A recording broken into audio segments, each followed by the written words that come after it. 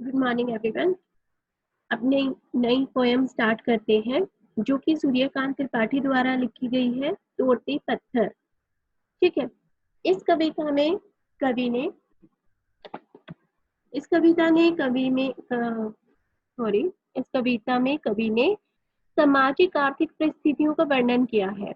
मतलब जब वो ये कविता लिख रहे थे उस समय, शायद ये 1935 में कविता लिखी गई थी। 1935 में वहाँ उस समय समाज में कैसी परिस्थितियां थी, उन परिस्थितियों के बारे में यहाँ उन्होंने वर्णन किया है।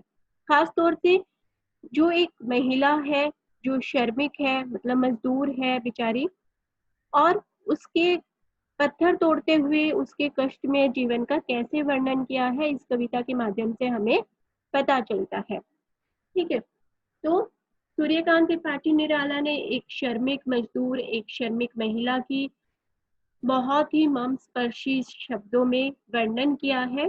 आइए पढ़ते हैं कविता। वह तोड़ती पत्थर, देखा मैंने उसे इलाहाबाद के पथ पर। वह तोड़ती पत्थर। ठीक है।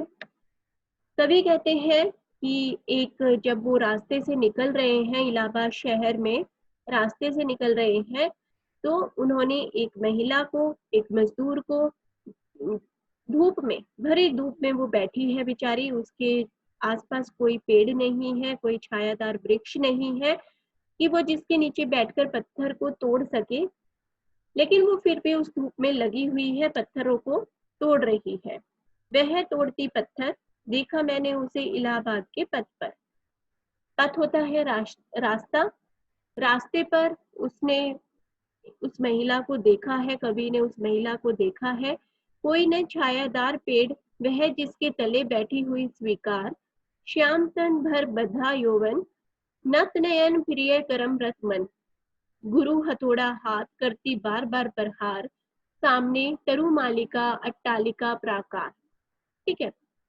आगे कवि कहता है कि कोई भी छायादार वृक्ष नहीं है उसके आसपास कि जिसकी छाव में वो बैठ सके, लेकिन फिर भी उसने ये यहाँ बैठना स्वीकार किया है। क्यों किया है? क्योंकि उसका काम है। ठीक है। उसका काम है, बेचारी अपना पेट भरने के लिए ये काम कर रही है। श्याम तन है, श्याम तन मतलब थोड़ा सांवले रंग का उसका शरीर है। बरबंधा यौवन, अभी यौवन में ही है वो, मतलब बहुत ज्यादा वृद्ध अवस्था में नहीं है। ठीक है। नत नयन, नत मैंने होता है झुके हुए। उसकी आंखें, नयन आंखें, उसकी आंखें झुकी हुई हैं। प्रिय कर्म रत मन, प्रिय कर्म मतलब उसका प्रिय वो काम है। अब आपका काम क्या है? आप स्टूडेंट्स का काम क्या है? पढ़ना। हम टीचर्स का क्या काम है? पढ़ाना। मजदूर लोगों का क्या काम है? जो भी उन्हें मजदूरी मिल रही है, जिससे भी, उसी में वो उनका प्रिय काम बन जाता है, क्योंकि अब उसी से उन्हें पेट भरना है ना। तो प्रिय कर्म रत मन, कि उसी काम को प्रिय मानकर उसने अपने मन को रम लिया है, उसी में अपना मन लगाकर अब वो काम कर रही है। गुरु हथौड़ा हाथ, गुरु का मतलब यहाँ टीचर से नहीं है, गुरु का मतलब है यहाँ भारी। ठीक है। भारी हथौड़ा उसने हाथ में लिया हुआ है। करती बार बार प्रहार, प्रहार मतलब उस पर बार बार चोट मार रही है। ओके। सामने तरु मालिका, अट्टालिका प्राकार। तरु मालिका मतलब तरु होता है पेड़, मालिका मतलब माला, पेड़ों की माला या पेड़ों की पंक्तियां, मतलब आसपास पेड़ है उसके, लेकिन वो जहां बैठी है वहां पेड़ नहीं है। अट्टालिका, अट्टालिका प्राकार मतलब ऊंची बिल्डिंग की बाउंड्री है चारों तरफ। अट्टालिका होती है बिल्डिंग्स, बड़ी बड़ी ऊंची ऊंची बिल्डिंग्स। प्राकार मतलब बाउंड्री। ओके। वो एक ऐसी जगह पर बैठी है जहां पर छायादार वृक्ष नहीं है, लेकिन उसके आसपास अट्टालिका है, बड़ी बड़ी बिल्डिंग्स है, और बिल्डिंग्स की चारों तरफ की बाउंड्री भी है, पेड़ भी है, लेकिन जहां वो बैठी है वहां कोई छायादार वृक्ष नहीं है, और वह बेचारी धूप में बैठकर ही काम कर रही है। और उस काम को अपने नैनों को झुकाकर, अपनी आंखों को झुकाकर, अपने पूरे मन से वो काम कर रही है। ठीक है। उस भारी हथौड़े से वो बार बार प्रहार करती है और मारती भी है, लेकिन अब वो लगातार वो काम खुशी खुशी कर रही है। चढ़ रही थी धूप गर्मियों के दिन, दीवा का तमतमाता रूप, उठी झुलसाती हुई लू, रोई ज्यों जलती हुई भू, गर्द चिंगी छा गई।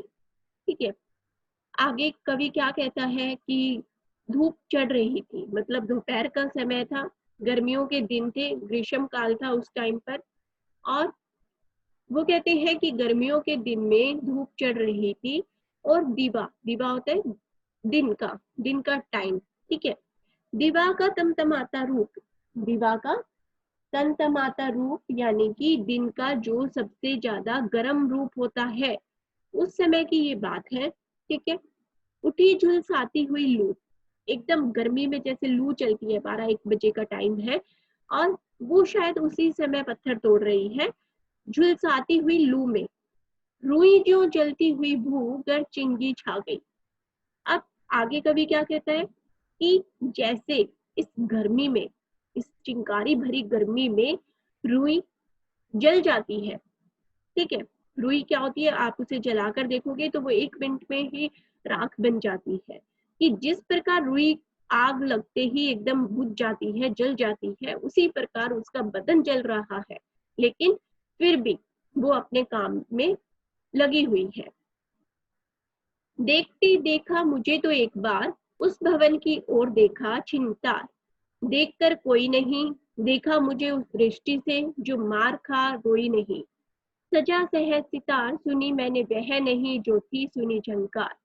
आगे कवि क्या कहता है कि उसने मुझे एक बार देखा, मतलब दोपहर का टाइम है, लोगों का ज्यादा आवागमन नहीं है, लेकिन कवि वहां से गुजर रहा है, तो उस महिला ने भी कवि को एक बार तो देखा, लेकिन वो लगातार अपना काम कर रही थी, हथौड़े से बार बार पत्थरों को मार रही थी, तो वो सितार की तरह वो धुन उसकी बज रही थी। ठीक है, लेकिन उसने एक बार देखकर कवि को अनदेखा कर दिया, जैसे उसने कुछ देखा ही नहीं, जैसे वो कुछ कहना ही नहीं चाह रही, क्योंकि वो उसके लिए अनजान था, कवि उसके लिए अनजान थे, और वो कुछ कहकर भी कहना नहीं चाह रही थी। एक क्षण के बाद वह काफी सुघर, ढुलक माथे से गिरे सीकर। ठीक है, सीकर होता है पसीने की बूंद। ठीक, तो एक क्षण के बाद, एक क्षण के बाद, एक पल के बाद, 1 मिनट के बाद उसे क्या एहसास होता है कि जैसे मानो उसके माथे से, उसके माथे से ढुलक रहा है। क्या ढुलक रहा है? सीकर, सीकर मीन्स होता है पसीना, जैसे उसके माथे से पसीना ढुलक रहा है, गिर रहा है। लीन होते क्रम में फिर जो कहा मैं तोड़ती पत्थर, मतलब एक बार कवि को देखकर अनदेखा करने पर वो अपने माथे से गिर रहे पसीने को पोंछती है, और पोंछती पोंछती जैसे कवि को कह रही हो कि मैं तो अपने काम में खुश हूँ, मैं अपने काम में मगन हूँ, मैं तोड़ती पत्थर, और मैं तो पत्थरों को तोड़ रही हूँ। ठीक है, इस कविता के माध्यम से कवि क्या कहना चाहता है कि हमें कैसी भी परिस्थितियां आए, ठीक है, हमें कैसी भी परिस्थितियां आए और कैसा भी समय हो, अपना पेट भरने के लिए हमें कोई भी काम करना पड़े, लेकिन मेहनत से हमें जो भी करना पड़े हमें कर लेना चाहिए। ठीक है, मतलब इतनी धूप में जहाँ निकलना मुश्किल हो जाता है, वो स्त्री धूप में निकलकर पत्थर तोड़ रही है, लेकिन वो अनदेखा करके कवि को क्या कहना चाहती है कि मैं अपने काम में बहुत खुश हूँ, मैं अपनी मेहनत कर रही हूँ, इसीलिए मैं बहुत खुश हूँ। ठीक है, कविता समझ आई? इसके बाद पाठ, कविता का सार आप इस तरह से भी लिख सकते हो कि उसे सामाजिक दृष्टि को वहां दिखाया है कि उस समय में कैसे सामाजिक दृष्टि होती थी, मजदूरों के साथ किस तरह शोषण किया जाता था। आप ये सब बातें कविता के सार में लिख देंगे। उसके बाद शब्दार्थ करने हैं, शब्दार्थ करने के बाद अभ्यास कार्य हम समझ लेते हैं एक बार। नीचे दिए गए प्रश्नों के उत्तर एक या एक वाक्य में दीजिए। तो स्त्री क्या तोड़ रही थी? स्त्री क्या तोड़ रही है? पत्थर तोड़ रही है। कविता में कौन से मौसम का वर्णन किया गया है? ग्रीष्म ऋतु का।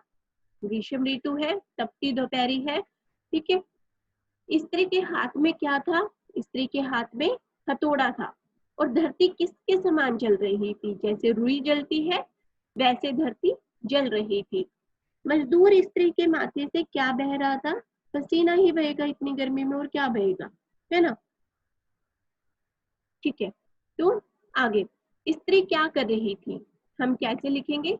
स्त्री इलाहाबाद के पथ पर बैठकर भरी दोपहर में पत्थर तोड़ रही थी। स्त्री की स्थिति का वर्णन कीजिए। स्त्री श्याम वर्ण की है तथा अपने नैनों को झुकाकर अपनी पूरी लगन से, अपनी पूरी मेहनत से अपने पत्थर तोड़ने के कार्य में व्यस्त है। कवि ने स्त्री की कर्मठता का वर्णन किस प्रकार किया है कि वो कितनी काम में निपुण है, उसकी परिश्रम में कैसी निपुण है वो अपने काम करने की, कैसे वर्णन किया है। स्त्री की कर्मठता उसके कठिन परिश्रम से हमें दिखाई दे रही है कि उसे आसपास के लोगों से कोई मतलब नहीं है और उसे दोपहर से भी कोई मतलब नहीं है। वो भरी दोपहर में भी पसीने से तरबतर होकर अपने कार्य को निपुणता से कर रही है। ठीक है, इस कविता से हमें क्या संदेश मिलता है। इस कविता से हमें यह संदेश मिलता है कि प्रत्येक परिस्थिति में मनुष्य को मन लगाकर काम करना चाहिए। ठीक है, नीचे दिए गए प्रश्नों के सही उत्तर पर टिक लगाना है आपको। कवि ने पत्थर तोड़ते हुए किसे देखा था। कवि ने पत्थर तोड़ते हुए स्त्री को देखा था। ठीक है, स्त्री कौन से वृक्ष के नीचे बैठी थी। स्त्री छायादार छाया रहित वृक्ष के नीचे बैठी थी। छायादार तो था ही नहीं वहां पे। ठीक है, रहित होता है मतलब छाया से अलग।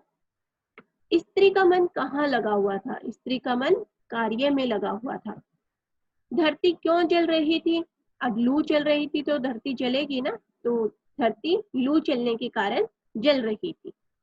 अब नीचे दिए गए अपठित काव्यांश को पढ़कर प्रश्नों के उत्तर देने हैं आपको।